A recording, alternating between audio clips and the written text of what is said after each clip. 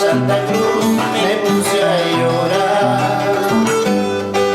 Pregunté a la vecina qué es lo que había pasado. Ella llorando me dijo que te habías casado.